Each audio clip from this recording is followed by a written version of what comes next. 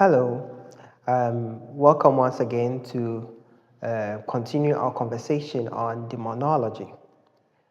After having defined what demons are, we said demons are self-conscious, unstable energies, elementary beings produced from the sexual magic of the fallen watchers. We now understand what the fallen watchers are. When you look into Enochian theology, by that I mean when you look at the Hellenistic Jewish mystical work, which is the book of Enoch, the first and second book of Enoch, these are Hellenistic Jewish mystical work. You would find out that there is a description of watchers, and in that we find the description of what I would term the fallen and then the rebellious watchers. Even in that whole conversation of the watchers, in that book you find what I also term the higher and the lower watchers. And it could be, and it seems that it is the lower watchers that became the fallen watchers that produced the demons. Now, watchers are a very interesting kind of beings. In the Bible, in the book of Genesis 6, the Bible used the word Ben Elohim. In Jewish mysticism or in Jewish angelology, these beings are called Elohim. Elohim is another hierarchical structure of the divine angelic hierarchy. In the same way, at times we could find words like the awaked ones being used for them, which is interpreted as the watchers.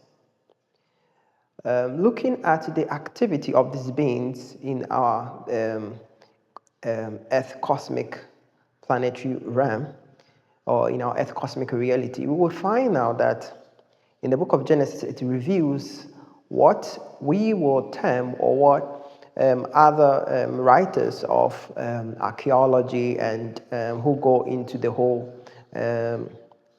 ancient astronaut theory, they would call these beings, they would explain them to be they would explain these beings, and they would call these beings to be the extraterrestrials. And if they should say that, it would match with the biblical description of who these beings are. In the Bible or in the Enochian literatures, you will find out that these beings were sent to our planetary realm. They were sent to the earth. Having understood from the scriptures that they were sent to the earth, which means that originally they were not in our earth cosmic reality. So they were sent to become a part of the earth cosmic reality. And you would understand that it happened because of the dilemma of man.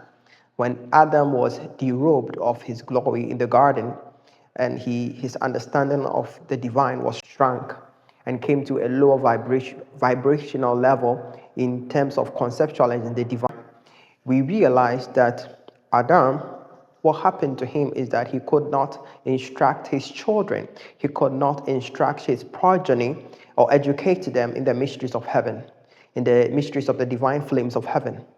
And so because of that, these educators came with the mysteries of the divine flame, with the mysteries of the glory of God. And by that, they were supposed to help the human race awake to the flames of glory, or to the mysteries of the divine altar in heaven, in deliberating into the secrets and the truths of the mysteries. And so you would find out that when they came with a mission to educate man. And through that education, we'll find that it's kind of a stretching forth, helping man to stretch forth into the ways of the tree of life, that which I call the immortal path of the eternal pillars of heaven. So you will find out that these watchers, what we would now call the lower watchers, interpenetrated our earth cosmic reality, so that they would reveal the secret of the pathways of the immortal pillars of the heavenly sphere.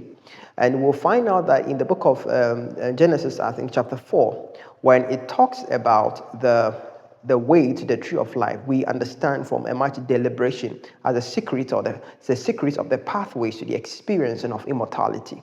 And so we would find and realize that these watches came with a certain Sophia, came with a certain science to help human consciousness tap into immortality after the lower cosmic reality, which means that this was not immortality that has to deal with the inner core of man's personality, his spirit. This is immortality experience at the sensible level or at the corporal level, where he's able to kind of refine his body into a higher spiritual plane so that he can experience the divine.